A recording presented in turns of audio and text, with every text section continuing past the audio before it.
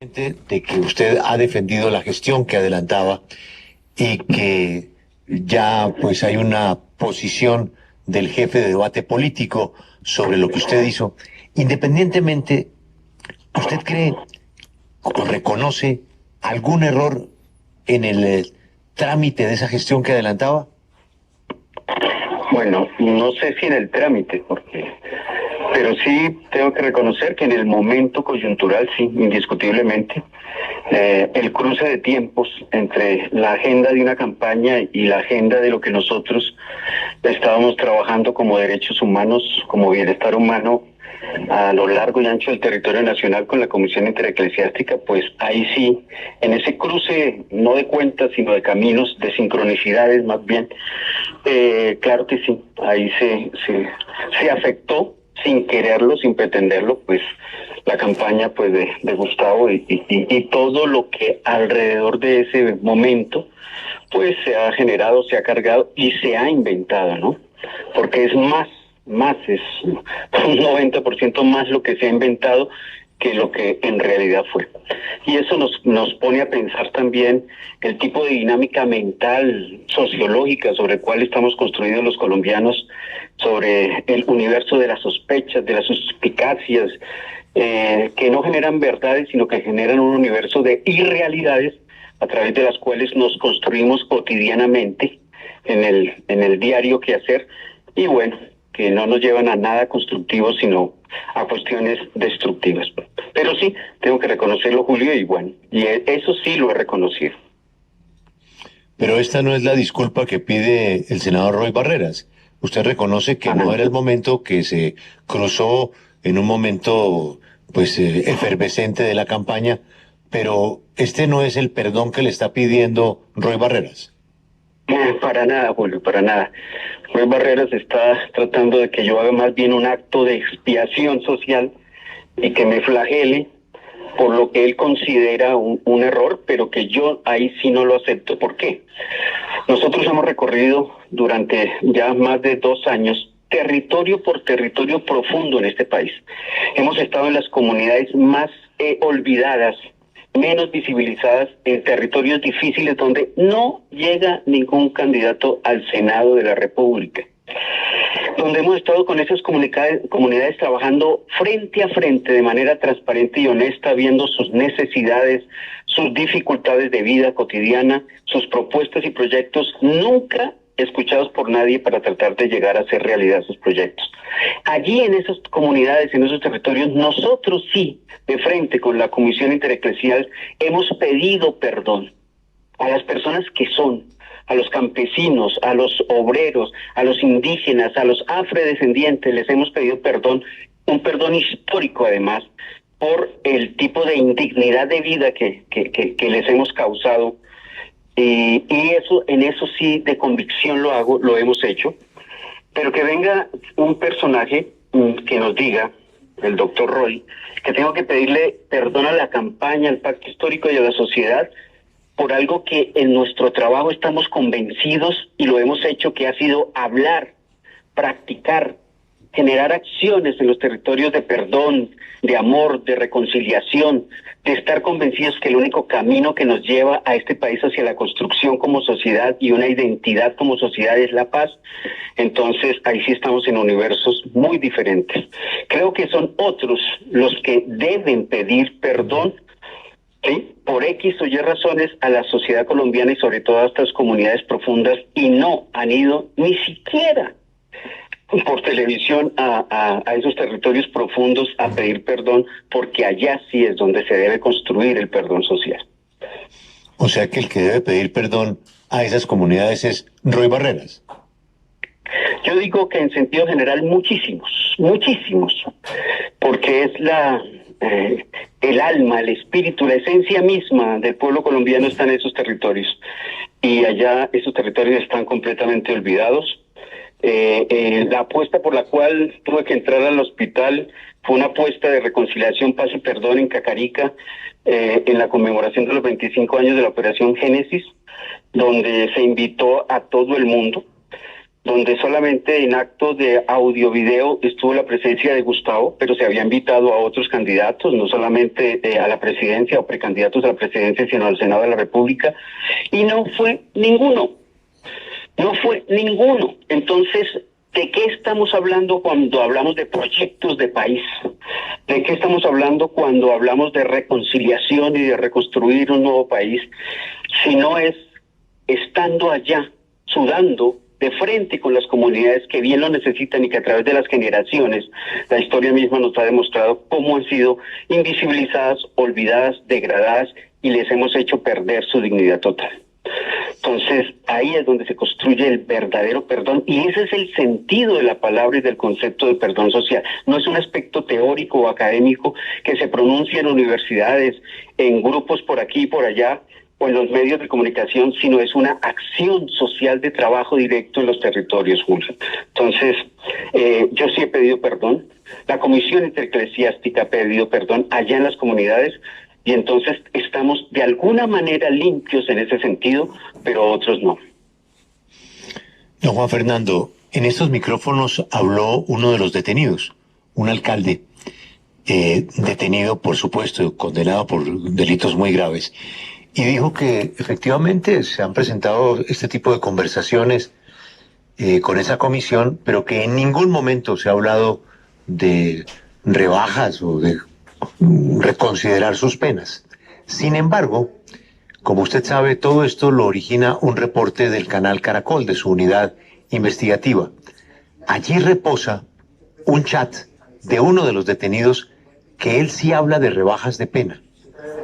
¿Usted en algún momento sabe si usted o la comisión o alguno de sus compañeros de esta misión en las cárceles, pero particularmente con ese informe del canal Caracol, se cruzó un chat en donde el detenido hablaba de rebaja de penas? Nosotros tenemos claro, Julio, nosotros teníamos muy claro a qué entrábamos.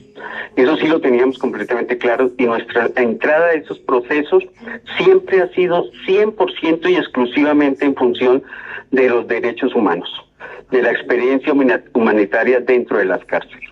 Allá ya se dijo, ya se habló, ya se explicó que tuvimos una reunión oficial de cierto tiempo, no de 6 horas como lo pronuncian, sino que fueron unos minutos con cada uno hasta donde se pudo, y se habló de todo, absolutamente de todo lo que tenía que ver con la experiencia de vida en la cárcel, los derechos humanos, sobre todo que habló más el delegado de la Comisión Intereclesiástica que yo, pero nunca en ningún momento, y lo vuelvo a repetir, se habló de lo que tenía que ver con algún tipo de negociaciones oscura que tuviera que ver con rebaja de penas o compra de votos o alguna condicional ahí de negociación.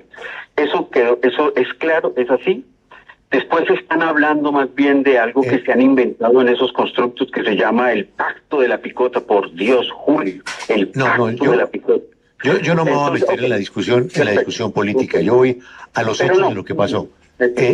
¿Usted está seguro que no hay un chat de un senador condenado por una masacre, él hablando de rebaja de penas? No, porque eso fue lo de Álvaro García Romero. Nosotros hablamos 15 minutos con Álvaro García Romero aparte. Y el diálogo fue hasta quedamos nosotros mismos sorprendidos. Y ahí quien habló fue el comisionado de la ONG de la Comisión Intereclesiástica. Quedamos sorprendidos porque Álvaro García Romero fue completamente apático. Nos empezó a hablar de su proceso, que él no estaba buscando nada porque inclusive ya dentro de un mes, él mismo lo planteó, tenía ante la Corte algún proceso jurídico que resolver. Y nos habló entre nebulosas, nada concreto, que al final nosotros mismos nos dijimos, bueno, pero Álvaro García Romero, si quería hablar con nosotros, ¿de qué quería hablar? Si a la hora del té no dijo nada que fuera pertinente al tema de los derechos humanos, de cómo se sentía en la cárcel. Fue una persona que la respuesta que me queda clara de él fue: a mí no me interesa quién sea el presidente, y si es Petro, si es Fajardo, si es Fico, el que sea, me da igual. Entonces fue cortante, fue frío, fue apático.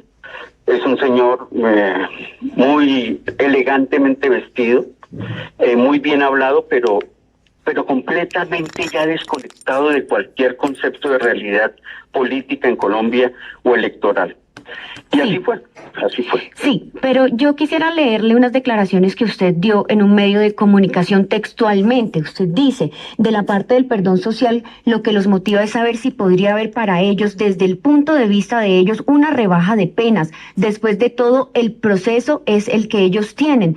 Entonces, ¿por qué usted en ese momento habla de que sí estaban interesados tal vez en una rebaja de penas y luego lo niega? ¿Cuál es la verdad de todo? No lo niego, mira, es que hay dos momentos allí y hay que separarlos.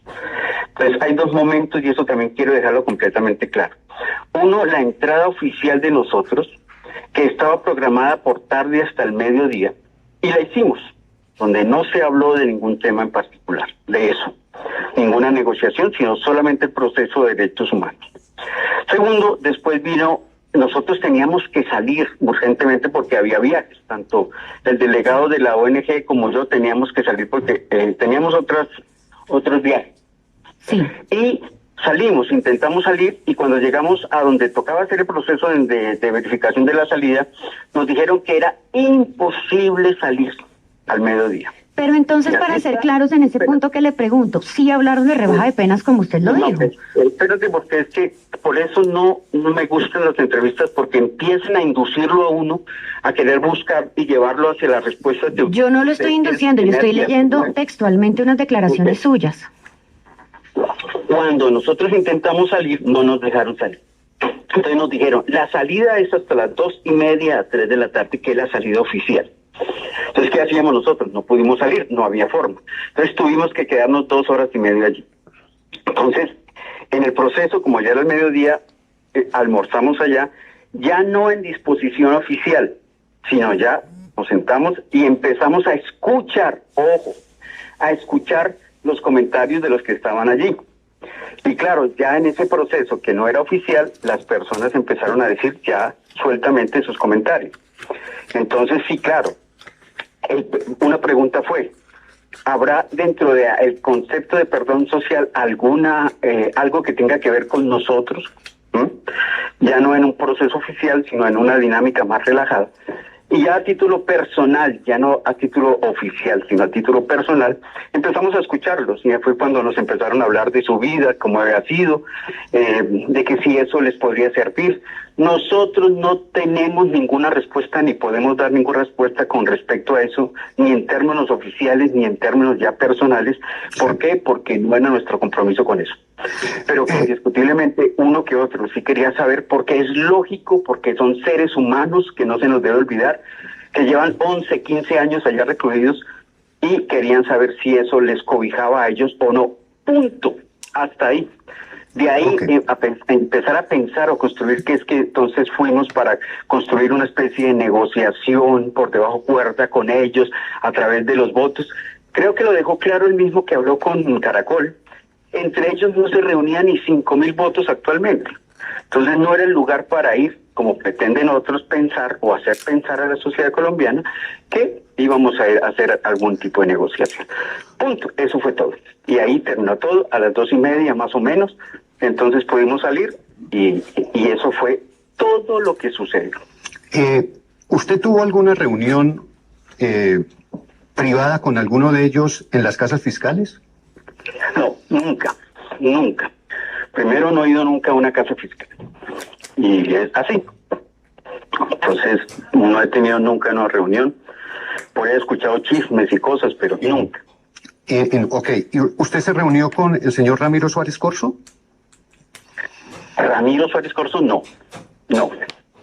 Ahí estaban el exgobernador creo que del Amazonas, del Meta, había un representante de la Cámara, pero el exgobernador de Guainía. Siempre estuvimos los tres que entramos, nunca nos separamos, nunca estuvimos en un salón cada uno aparte con alguien, no. Siempre fue porque siempre lo hacemos así, en grupo, como unidad de criterio de derechos humanos de la ONG, de la Comisión Intereclesial de Justicia, Paz y Reconciliación. Señor Juan Fernando, hay muchas dudas de si finalmente usted fue a la cárcel en nombre de la campaña presidencial de Gustavo Petro. Y es que el 26 de febrero de este año usted trinó que estaba como delegado de la campaña en un evento de víctimas. Pero aún así se ha dicho que usted no hace parte de la campaña. Entonces quisiera preguntarle si fue o no en representación de Gustavo Petro y del pacto histórico. No, para nada, para nada. Esa invitación ya estaba desde tiempo atrás. A través de la Comisión Intereclesial, como ya lo hemos explicado claramente. No, yo fui porque eso es lo que hago en mi vida, lo que me interesa hacer en mi vida. Trabajamos comprometidos en los territorios para reconciliación, paz y perdón. Algo que no se ha entendido en este país, que el país parece que todavía no ha entrado en la lógica de la necesidad de hablar de paz y de acciones de paz. Seguimos todavía teniendo enemigos internos, procesamientos mentales de odio, de venganzas, de recelos, de sospechas. Cada colombiano es ante el otro colombiano un sospechoso. Y lo que nosotros queremos es cambiar esa dinámica a una dinámica no de muerte, sino de convencimiento de que la paz, no la sospecha, sino que el reconocimiento de la reconciliación entre los colombianos es el único camino viable para la construcción de una sociedad que se identifique de una manera propositiva hacia adelante, hacia el futuro. Todo lo demás es tratar de enredar la pita, porque si no, los colombianos nunca nos vamos a reconciliar como sociedad. Y ese es mi trabajo, y en ese sentido fue que fuimos allá y continuaremos haciendo nuestros procesos. Está claro que usted está dedicado, señor Petro, a ese ideal que nos acaba de definir y que lleva tiempo en esa misma actividad. Pero sin duda, como se deriva de esta conversación con la W, son muchas las interpretaciones que no coinciden con la suya, por razones que usted mismo anota, por intereses, por lo que sea, que porque lo llevan a las entrevistas y lo presionan para confundirlo, lo que sea. Usted es consciente de que su actividad, para mal o para bien, usted obviamente comprenderá que lo ha hecho para bien. Para mal o para bien, ¿le hace daño a la candidatura del pacto histórico? No le hace daño, don Alberto. Indiscutiblemente que usted tiene toda la razón. Hay un conjunto, un universo de interpretaciones donde no todas son precisamente sincronizadas a lo que uno plantea. Ahora, sí, tengo el hecho de que soy el hermano de nada menos y nada más que de Gustavo Petro. Y entonces ahí se generan universos de suspicacia brutales. El problema está en construir esos universos de suspicacias brutales, no en lo que uno hace en su labor de trabajo cotidiano. Entonces, y a eso es a lo que me refiero. El ataque, la controversia no se debe generar sobre lo que uno hace, sino cómo los colombianos como sociedad hemos construido esos universos de suspicacias que históricamente han demostrado, Alberto, que nos han hecho un daño terrible. Este es un país que en ese momento, si uno hablara de sinónimos, el sinónimo sería la muerte, el odio. Entonces simplemente lo que queremos hacer es construir otro camino que es el contrario, la vida, el amor, la reconciliación, el perdón. Sí. Y tratar de llevarlo como una trama por todas las comunidades, en todos los territorios. Punto. Sí. Si nos entendiéramos en eso, entonces todo ese universo de suspicacias y de interpretaciones se vería poco a poco. Y nos daríamos cuenta de lo irreal, de lo que es precisamente ese universo. Señor Petro, usted a lo largo de esta entrevista ha hablado de las visitas que se han hecho a territorio, del perdón, y también en una entrevista a Roy Barreras, acá en la W, se habló de verdad, justicia, reparación y garantías de no repetición. Estos elementos componen lo que se conoce como justicia transicional y a mí eso es lo que no me cuadra. ¿Por qué reunirse con personas como Iván Moreno, cuyo delito no cabe dentro del espectro de la justicia transicional? Porque primero Iván Moreno fue uno de los que nos invitó, sí, como ONG, es decir, para hablar de derechos humanos, porque quería contar su experiencia en la cárcel. Aparte de eso, paralela a eso, yo escucho, por ejemplo, un comentario que hizo Álvaro Leiva Durán sobre algo que me parece a mí, desde mi punto de vista personal, interesante. y es para que no haya repetición, llámese como se llame, a mí no me interesa el nombre, pero para que haya no repetición de las cosas nefastas que han sucedido en Colombia, sería interesante que las personas que han tenido esa experiencia en la cárcel, por cuestiones que han hecho X o Y, sirvan como ejemplo a aquella parte de la sociedad nueva, a los adolescentes, a los niños, a los jóvenes, para que precisamente se vuelvan en una especie de escuelas de enseñanzas para no cometer esas cuestiones. Y en ese sentido, entonces lo que es negativo se puede voltear y convertir en una especie de propuesta constructiva para la sociedad. Entonces, sobre esas cosas es lo que deberíamos debatir, no tanto de por qué entró a una cárcel o no, como si las cárceles fueran agujeros negros de la sociedad, que la sociedad quiere olvidar, cuando las cárceles son un reflejo de esa sociedad que ella misma quiere olvidarse a sí mismo, porque hemos perdido nuestro sentido de saber quiénes somos. Y lo mandamos a agujeros negros proyectados hacia otros, y otros son los culpables de lo que nosotros también somos culpables como sociedad. Entonces, todo este cuento es para que nos integremos conjuntamente como sociedad, y como sociedad metamos el debate para que en todas las casas, tiendas, restaurantes, municipios, barrios, juntas y acciones se debata la cuestión del perdón, de la reconciliación, porque si no, Colombia no va a ser, de hecho, ya no es un país viable. Entonces, señor Juan Fernando, van hacia su autodestrucción. yo quisiera saber si usted ha podido hablar con su hermano Gustavo Petro después de toda esta controversia, si él le ha dicho algo o si le ha dado alguna indicación. No, claro que sí he hablado con él. Y claro que sí, tengo que ser honesto, a él le preocupó mucho, porque no era una cosa armada entre los dos, era una cosa que lo tomó por sorpresa, tanto a todo el mundo como a él mismo. Y sí, lo preocupó, por eso los comentarios inclusive de Roy Barreras y de todo esto dentro de la campaña. Pero yo le he explicado precisamente cuál es realmente mi función y mi trabajo en esto. Y claro que hay puntos donde se toca lo que él está planteando con lo que nosotros hemos trabajado como acciones sociales en los territorios a través de los años. Y en esos puntos donde se toca es donde entonces viene el universo de suspicacias para decir que entonces él, como candidato presidencial, me ha mandado a mí como hermano para que desarrolle todos esos procesos que pues ya la opinión pública conoce muy bien y que nos han llevado a toda esta polémica y a todos estos debates en los últimos días. Pero Fernando Petro, él no sabía que yo iba a ir a la cárcel. muchas gracias por esta entrevista, y no puedo despedirle sin preguntarle por otro hecho que ha producido pues noticia por la reacción del candidato Petro. El caso de Piedad Córdoba, de la senadora. ¿Qué piensa usted de la decisión que tomó el partido sobre ella y de la presencia de ella en las cárceles de Colombia y de Estados Unidos? Julio, ahí sí, en ese tema, primero no estoy muy enterado. No tengo una contextualización sobre el tema, y entonces ahí sí prefiero no decir nada porque no tengo la claridad conceptual sobre el tema y no podría decir absolutamente nada porque sé que ahí cometería un error grandísimo cualquier cosa.